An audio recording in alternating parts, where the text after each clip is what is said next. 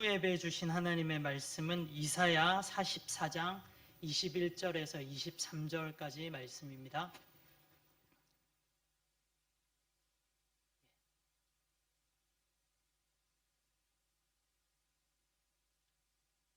이사야 44장 21절에서 23절까지의 말씀을 저와 성도님들 한 목소리로 같이 봉독하겠습니다. 시작. 야곱아, 이스라엘아, 이 일을 기억하라. 너는 내 종이니라. 내가 너를 지었으니 너는 내 종이니라. 이스라엘아, 너는 나에게 잊혀지지 아니하리라. 내가 내 허물을 빽빽한 구름같이 내 죄를 안개같이 없이 하였으니 너는 내게로 돌아오라. 내가 너를 구속하였음이라. 여호와께서 이 일을 행하셨으니 하늘 높지어다. 땅의 깊은 곳들아 높이 부를지어다. 산들아 숲과 그 가운데의 모든 나무들아 소리내어 노래할지어다. 여호와께서 야곱을 구속하셨으니 이스라엘 중에 자기의 영광을 나타내실 것이미로다. 아멘. 이 말씀 가지고 내게로 돌아오라 라는 제목으로 하나님 말씀 증거하겠습니다. 성도님들 안녕하세요. 안녕하세요. 한 주일도 하나님의 은혜 가운데 잘 지내셨습니까? 이렇게 먼저 인사하면 좋겠습니다. 같이 예배 드리시는 분들하고 또 조심하면서 이렇게 또 마음을 담아서 축복하면서 인사하면 좋겠습니다. 이 시간 하나님의 은혜로 충만하세요. 인사하겠습니다. 이 시간 하나님의 은혜로 충만하세요. 여전히 코로나가 기승을 부리고 있습니다. 그렇지만 저는 지난 한 주 생명력이 우리 삶 가운데 느껴져서 참 좋았습니다. 사쿠라가 지고 꽃잎이 또 떨어지고 칸다가와에 한번 나가보십시오. 그 자리를 푸르디푸른 녹음들의 이파리들이 올라와 있습니다. 그리고 또 4월 신학기를 맞이하면서 학교들이 일제히 개학을 했습니다. 신입생들과 또 학부모님들 또 긴장된 마음으로 설레이는 마음으로 또 학교에 또 찾아가고 또 거기에서 입학식을 하기도 하고 그랬습니다. 이런 한 주 동안 진행되는 우리의 삶을 뒤돌아볼 때 참 생명력이 풍성하게 느껴져서 너무나도 좋았습니다. 제가 방금 생명력이라는 말을 사용했는데요. 그렇다면 여러분들 우리 그리스도인들에게 있어서 이 생명력은 어디로부터 올까요? 우리 그리스도인들에게서 생명력은 단언하건대 구속의 은혜 또 우리 구원의 감격으로부터 우리 그리스도인들에게 생명력은 오게 됩니다. 오늘 말씀 본문입니다. 이사야 44장 23절을 우리가 세 번역으로 한번 읽어보고 싶은데요. 한번 말씀을 잘 보십시오. 이 구원의 기쁨과 감격을 이 그리스도인들이 느끼는 하나님의 자녀들이 느끼는 이 생명력을 이사야 선지자가 표현하고 있습니다. 참고로 이사야라고 하는 이 선지자 이름의 뜻을 여러분들 잘 아시죠? 하나님은 구원이시다라는 뜻입니다. 지금 이 이사야가 지금 구원의 감격으로 하나님을 찬양하고 있는 부분이 이사야 44장 23절인데요. 이 구원의 감격의 생명력이라고 하는 부분을 생각하면서 함께 우리가 세 번역으로 44장 23절 같이 읽겠습니다. 시작.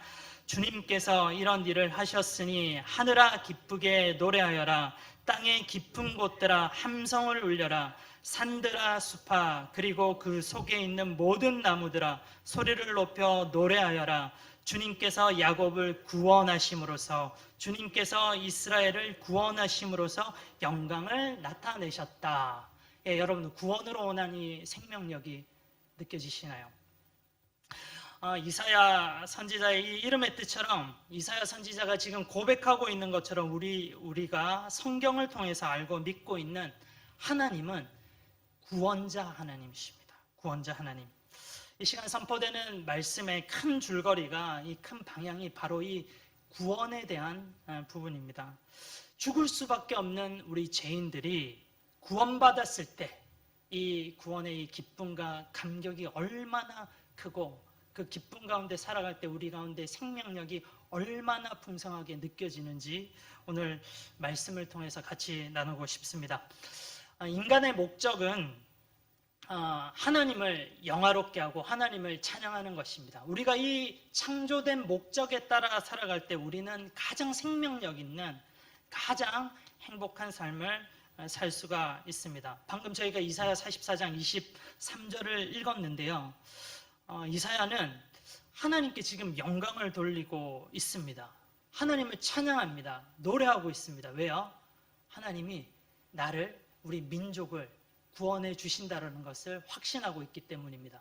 보시면 한번 눈으로 한번 다시 한번 보십시오. 하나님께서 이스라엘과 야곱을 구원하셨기 때문에 지금 23절에서 이렇게 생명력 있게 하나님을 찬양하고 있습니다. 그렇습니다. 우리도 마찬가지예요. 우리 그리스도인들, 우리들도 하나님의 구원을 확신하고 그 구원에 대해서 기쁨이 넘치면 우리는 매일매일 생명력 있는 삶을 살아갈 수밖에 없습니다. 그러면서 우리가 지난 한 주를 한번 뒤돌아볼까요? 나는 이 구원의 감격을 가지고 생명력 있는 삶을 살았나? 나는 주님께 찬양과 영광을 올리는 내 인생의 목적에 맞는 삶을 살았나? 그런 생명력 있는 삶을 살았나? 한번 생각을 해보시면 좋겠습니다.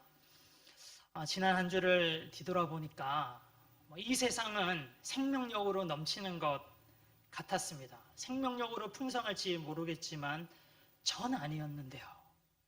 그리고 내 주위에 있는 사람들을 뒤돌아보니까 지금 사순절 기간인데 이집사, 박집사, 김집사들은 정말로 아주 영성 있는 삶을 살면서 생명력 있게 사는 것 같은데 저는 아니었는데요. 사실 지난 한 주가 참 저는 지치고 힘들었습니다. 이 구원의 감격은 모르겠고 둘째치고 내 삶이 지금 너무나도 힘들고 지쳐서 저는 도저히 생명력 있는 삶을 살았다라고 생각할 수 없습니다. 혹시 오늘 말씀 들으시는 성도님들 가운데서도 이런 생각을 가지고 계시는 분 계시죠? 그래서요, 먼저 한번 생각해 보고 싶은 것이 있습니다. 우리들은, 이 그리스도인들은 이 생명력, 우리들에게 있어서 이 생명력을 빼앗아가는 것들이 어떤 것이 있을까 한번 먼저 좀 생각해 보고 오늘 말씀으로 들어가면 좋겠습니다. 사람마다, 그리스도인들마다 다 상대적으로 이 부분이 원인이 다를 수가 있겠지만 일반적으로 우리 그리스도인들에게 이 구원의 감격을 빼앗아가는 것, 생명력을 잃어버리게 하는 것들 몇 가지만 함께 나누고 싶습니다. 먼저는요, 방금도 제가 말씀드렸던 것처럼 우리들의 이 삶의 현실이 우리의 구원을, 감격을 누리지 못하게 하는 경우가 있습니다. 왜냐하면 우리의 삶이 너무 팍팍하고 너무 힘든 거예요. 내가 지금 입에 풀칠하기도 힘든데, 어려운데 당장에 내가 해야 될 일, 처리해야 될 일들이 겹겹이 쌓여 있는데 어떻게 합니까? 내 마음은 지금 구원의 감격보다는 오히려 무거운 걱정, 근심 것들이 훨씬 더 많습니다. 매일매일 나는 이런 것들 때문에, 생활의 삶의 문제 때문에 이 중압감을 어떻게 겨우 이기고 있습니다. 이렇게 생각하시는 분들 계시죠. 취업도 안 되고 지금 코로나로 인해서 장사도 안 되고 그러면서 돈 들어야 되는 곳은 왜 이렇게 많은지 모르겠습니다. 그리고 또 내가 지금 이런 상황 가운데서 일본에 있어야 되는지 한국이나 중국으로 다시 돌아가야 되는지 그것도 잘 모르겠습니다. 조금 있으면 비자가 끊기는데 어떻게 또 비자의 문제를 해결해야 될지 모르겠습니다. 이런 현실의 문제들이 우리 가운데 너무나도 많이 있죠. 구원의 감격일랑 내가 평안할 때, 내가 잘 될 때 그때 구원의 감격을 내가 누릴 수 있을지 모르겠지만 지금 나에게 있어서는 구원의 감격조차도 어떤 의미에서는 사치가 아닐까 생각합니다. 라고 말하면서 현실의 문제에만 매달리는 사람들이 있습니다. 진짜 은혜가 있는 사람들은요, 이렇게 현실의 문제 앞에 오히려 더 하나님을 찾고 구원자 하나님을 붙잡지만 많은 이들이 이 현실의 문제의 장벽 때문에 이 구원의 기쁨을 잃어버리곤 합니다. 생명력을 잃어버리곤 합니다. 참 안타까운 부분이 아닐 수가 없습니다. 그리고 또 두 번째는 또 이런 분들이 구원의 감격, 생명력을 잃어버리는 경우가 있습니다. 어떤 사람이냐면 저 같은 경우가 아마 이런 케이스에 좀 속하지 않을까 싶은데요. 우리가 율법주의에 물들어 있을 때 이 구원의 기쁨을 좀처럼 느끼지 못합니다. 무슨 말이냐면 내가 율법을, 하나님의 말씀을 잘 지키고 여러 가지 잘 행할 때 내가 영적으로 요즘에 컨디션 좋아, 나 요즘 잘 죄도 안 짓고 잘하고 있어, 이럴 때는 이 구원의 감격, 기쁨이 유지가 되는데요. 근데 잘 못할 때도 있잖아요. 좀 못한다던가 그러면요, 내 자신을 정죄하게 되는 겁니다. 자신 없어지고 소극적이게 되고 그렇습니다. 내가 집사인데, 내가 교회 학교 교사인데, 그래도 내가 자치의 리더인데 성경도 못 읽고 새벽 기도도 못 나오고 큐티도 못하고 금요 기도회도 못 나오고 그러면서 점점 자신감이 없어지는 겁니다. 어떻습니까? 그리고 또 반대의 경우도 생각할 수가 있습니다. 반면에 내가 율법을 잘 지키면 잘 지킬수록 더욱더 이 율법을 완벽하게 내가 지켜야 한다라는 이 중압감이 또 몰려옵니다. 그래서 하나님의 이 율법, 이 말씀이 무거운 짐으로 다가오기도 합니다. 그리할 때 우리는요, 구원의 감격이, 생명력이 없어지고 사라지게 되는 것입니다. 그리고 또 이런 경우도 있습니다. 우리에게 구원의 감격을 사라지게 하는 가장 큰 근본적인 원인인데요. 오늘은 이 시간에는 이 부분에 대해서 집중하고 싶습니다. 우리의 구원의 감격을 사라지게 하는 것이 무엇일까요? 바로 죄입니다. 죄. 우리는 죄 가운데 거할 때 구원의 감격이 사라집니다. 이것은 당연한 거예요. 이 구원의 감격이라고 하는 것은 어떤 겁니까? 내가 죄로부터 해방되었다. 그래서 내가 죄 때문에 죽어야 되는데 이제 죽지 않아도 되었다. 살 수 있게 되었다라고 하는 이거잖아요. 그런데 내가 다시 죄를 범했어요. 다시 죄를 범하고 있으니까 이 구원의 감격이 사라지고 누릴 수 없게 되는 게 당연한 것 같습니다. 죄는 말이죠, 우리와 하나님과의 관계를 멀어지게 만듭니다. 죄라고 하는 것은 우리와 하나님과의 관계를 철저하게 파괴하는 그런 무서운 것입니다. 죄를 짓게 되면 하나님이 어떻게 느껴지시는지 여러분들 잘 아실 것 같습니다. 나를 구원해 주신 은혜로운 사랑의 하나님보다는 우선은 내 죄를 벌하시고 내 죄 때문에 책망하시는 그런 무서운 하나님으로 우리는 하나님이 느껴집니다. 여러분들 다 이런 경험 있으시죠? 그래서 죄 짓고 난 다음에 구원의 감격, 기쁨 이런 거 없어요. 오히려 죄책감이 나를 억누르고 무겁게 나를 괴롭힙니다.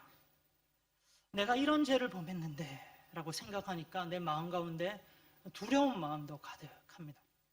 구원의 감격은 고사하고 구원의 확신조차 희미해지는 경우도 있습니다. 우리가 잘 아는 것처럼 다윗이 그랬어요. 다윗이 어떤 사람입니까? 하나님 앞에 유일하게 인정받았던 너무나도 영성 있는 그런 다윗조차도 죄를 범하고 나니까 구원의 감격이 사라진 거예요. 한번 우리가 읽어보면 좋겠습니다. 다윗이 자신의 충신이었던 우리아의 아내 밧세바를 범하고 난 다음에 시편 51편에 그가 기록한 기도문에 이런 내용이 있습니다. 시편 51편 11절과 12절, 이 구원의 감격이 사라진 다윗을 한번 생각하면서 이 부분을 읽어보면 좋겠습니다. 시편 51편 11절 12절입니다. 시작. 주님 앞에서 나를 쫓아내지 마시며 주님의 성령을 나에게서 거두어 가지 말아 주십시오. 주님께서 베푸시는 구원의 기쁨을 내게 회복시켜 주시고 내가 지탱할 수 있도록 내게 자발적인 마음을 주십시오. 이렇게 다윗은 고백하고 있습니다. 다윗이 죄 짓고 난 다음에 지금 구원의 기쁨을 회복시켜 달라고 기도하고 있는 거예요. 이 말은 나 지금 구원의 감격이 없다라는 뜻입니다. 구원의 감격이 사라졌다. 하나님으로부터 누리는 이 생명력이 지금 없다라는 부분을 이야기하고 있습니다. 오늘 본문인 이 이사야서를 비롯해서 예레미야서, 에스겔서 그리고 다른 여러 예언서들의 일관된 주제가 있습니다. 그것은 이스라엘아, 유다야, 하나님의 자녀들아, 하나님의 백성들아, 제발 이제 죄 좀 짓지 마라. 그 죄를 좀 제발 끊어라. 이 부분입니다. 우리가 계속해서 이제 예언서를 읽고 있잖아요. 앞으로도 읽을 건데 쉽게 말하면, 한마디로 말하면 이거예요. 제발 죄 좀 짓지 마라. 너희들이 아무리 하나님의 자녀라고 하더라도 죄 짓기를 계속하고 죄 범하기를 우습게 알고 그 죄에서 돌이키지 않는다 아니하면 여호와 하나님은 반드시 그 죄에 대해서 심판할 수밖에 없다. 왜냐하면 하나님은 공의하신 하나님이시거든요. 죄에 대해서 참아주실 수는 있지만 그 죄에 대한 근본적인 그 죄의 값은 하나님이 심판으로 공의롭게 해결하실 수밖에 없는 겁니다. 그래서 이사야서를 포함한 여러 예언서에서는 보면 이 심판당하는 하나님의 백성들의 이야기, 결국 죄 때문에 심판당하는 하나님의 백성들의 이야기가 계속해서 반복적으로 나오고 있습니다.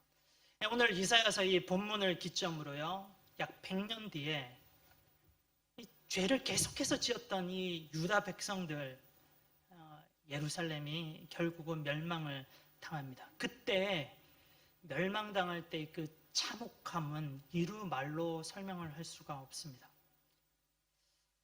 앞으로 예레미야서나 에스겔서를 읽게 될 텐데요. 이런 책들을 한번 잘 읽어보십시오.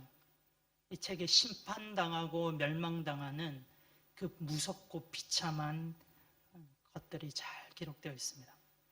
죄로 인하여서 당하는 이 심판이 얼마나 두렵고 무서웠는지 유다 백성들은 자신들이 하나님의 백성이라고 하는 이 정체성조차도 완전히 잊어버리게 됩니다.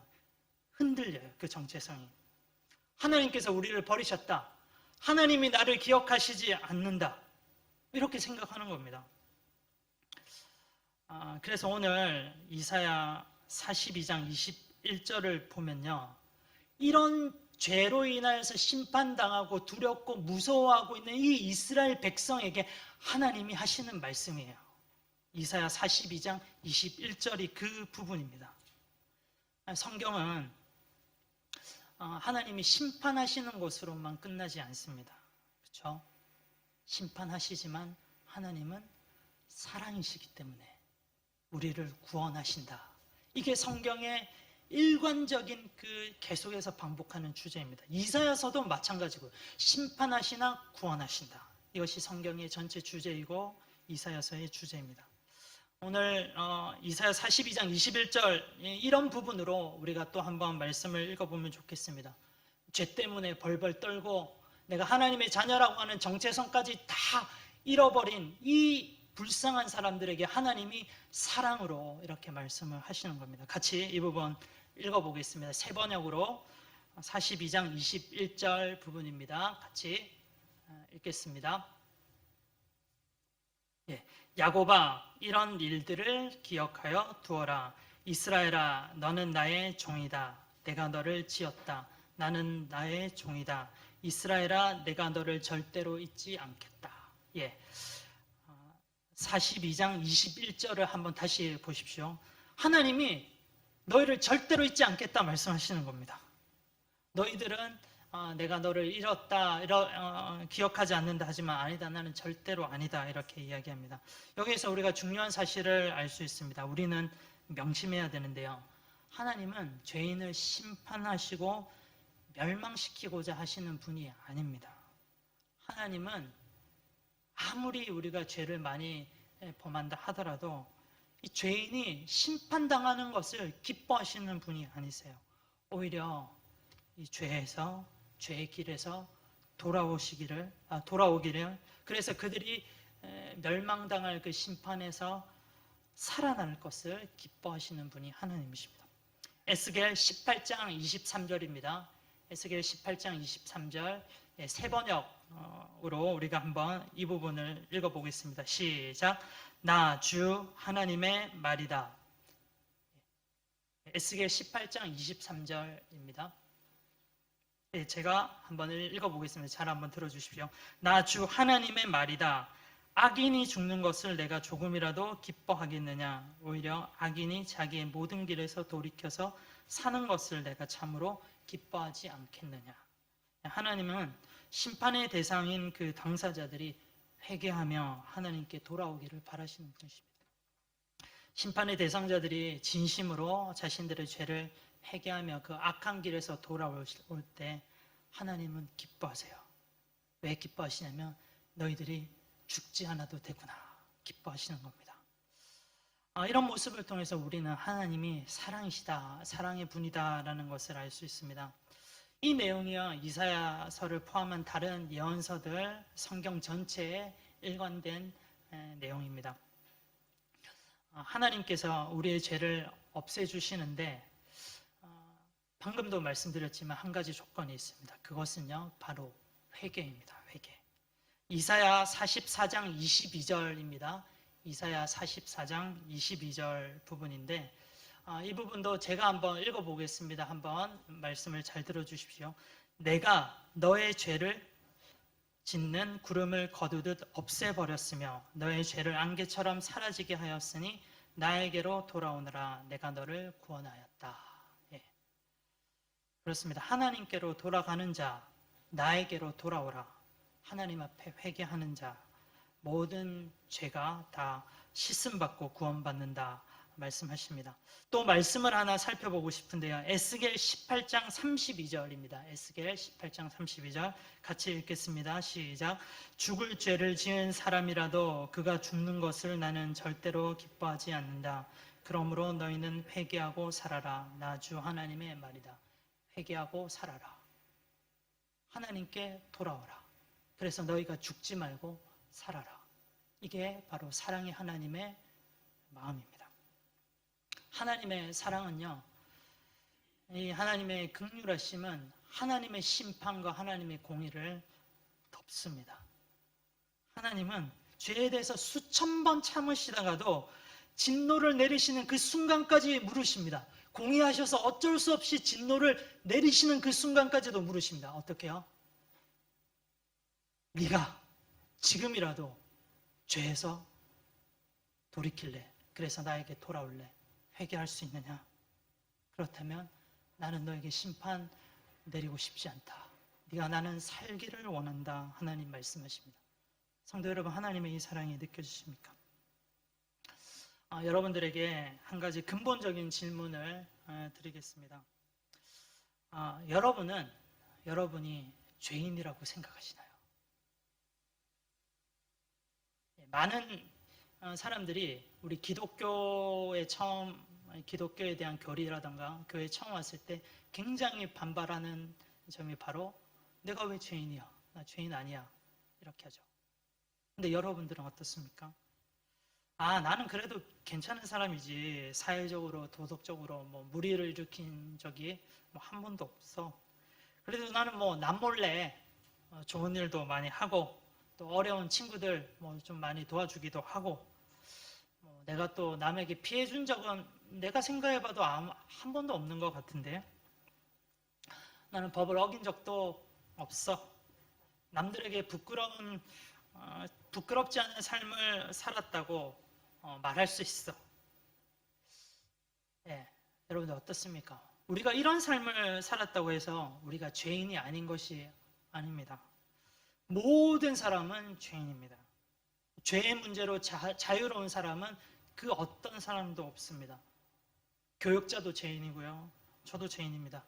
아무리 나이스한 것 같은 그 사람도 그 사람의 속마음을 들여다보면 정말로 구역질 날 정도로 우리는 모든 사람들이 다 죄인입니다.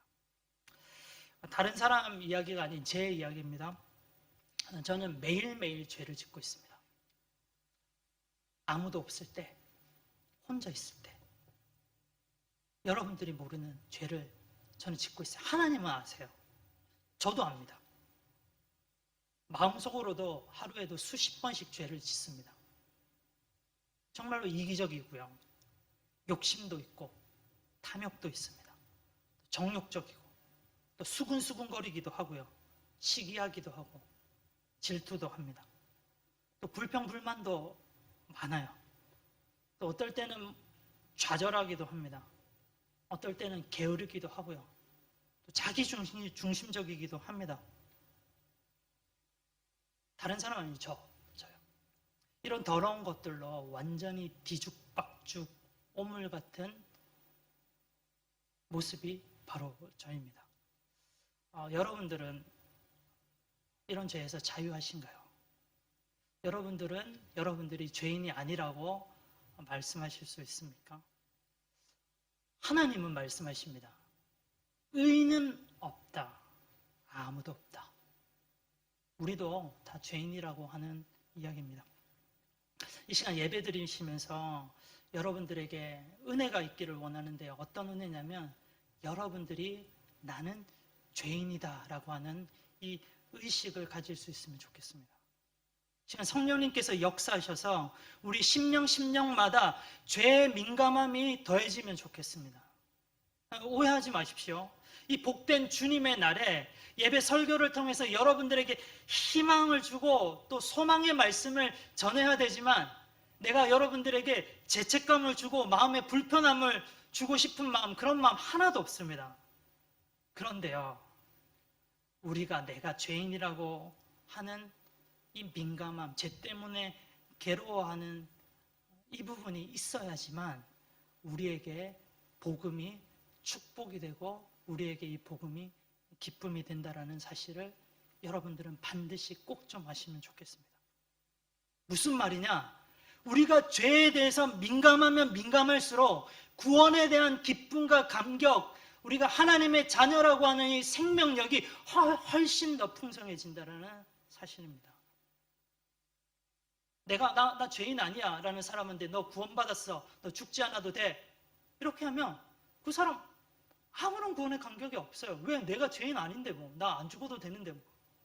그런데 죄에 대한 민감함이 크면 클수록 나는 죄인이야, 난 죽을 수밖에 없어, 이런 내가 하나님이 나를 구원해 주셨다고 구원의 감격, 기쁨이 더 비례해서 커지게 되는 겁니다. 로마서 5장 20절에 이런 말씀이 있습니다. 죄가 더한 곳에 은혜가 더욱 넘쳤나니. 이런 부분으로도 해석할 수가 있어요. 복음의 전제 조건은 내가 죄인이다라는 인식입니다. 복음은 죄인이라고 하는 이 인식에서부터 시작이 됩니다. 뉴스에서 나오는 그런 파렴치하고 혐오스러운 그런 악인들을 보면서 우리는 이렇게 말합니다.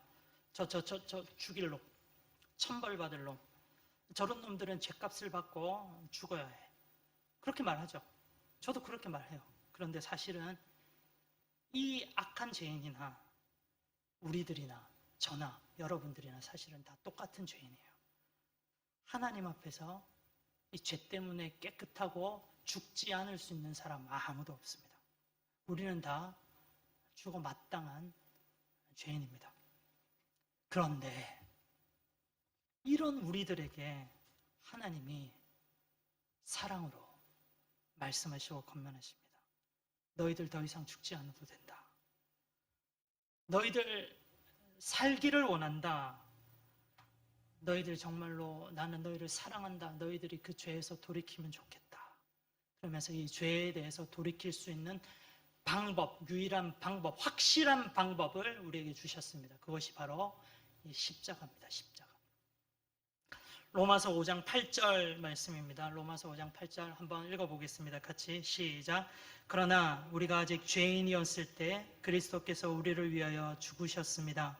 이리하여 하나님께서는 우리들에 대한 자기의 사랑을 실증하셨습니다. 우리가 죄인인데 내가 죄 때문에 죽어야 되는데 하나님 우리 너무 사랑해서 너 죽지 마라, 내가 대신 죽을게, 내가 죽음으로써 너희에 대한 사랑을 실증할게 말씀하십니다. 이 부분 말씀은 개역 개정이 저에게는 더 깊이 다가오는 것 같은데 제가 그 부분 읽어볼게요. 우리가 아직 죄인 되었을 때 그리스도께서 우리를 위하여 죽으심으로 하나님께서 우리에 대한 자기의 사랑을 확증하셨느니라 말씀하십니다. 죄는 내가 지었는데 그 죄값은 예수님이, 하나님이 짊어지십니다.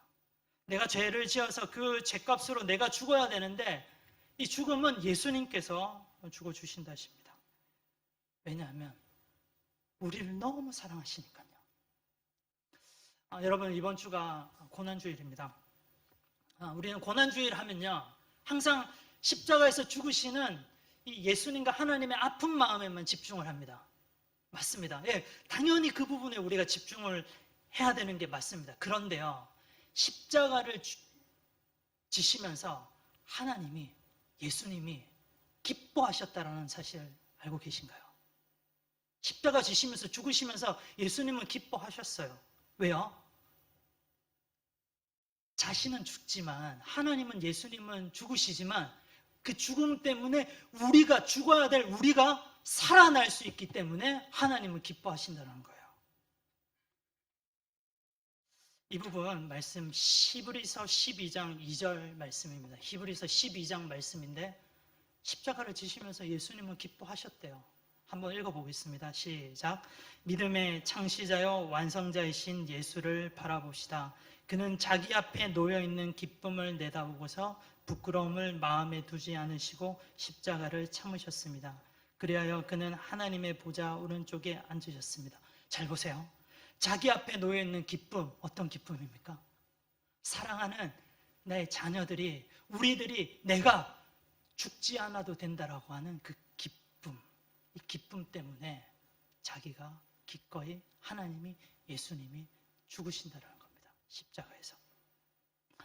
히브리서 12장 2절 방금 읽었는데 이 하나님을, 사랑의 하나님을, 사랑의 예수님을 우리는 십자가에 참으신 이 예수님을 바라보자 말씀합니다.